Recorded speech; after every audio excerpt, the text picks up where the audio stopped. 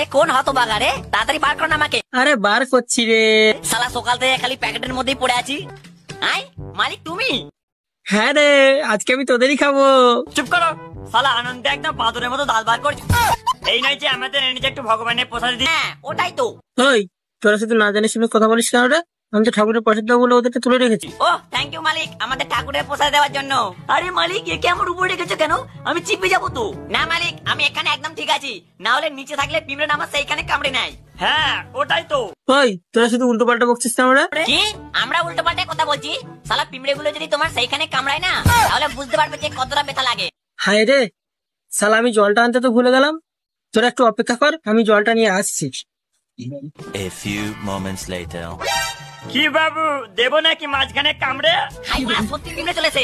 ও মালিক আসো না গো, হাই পিঁপড়ে এসে গেছে। মালিক তাড়াতাড়ি আসো, নাহলে আমার পুরো সেইখানে কামড়ে দেবে।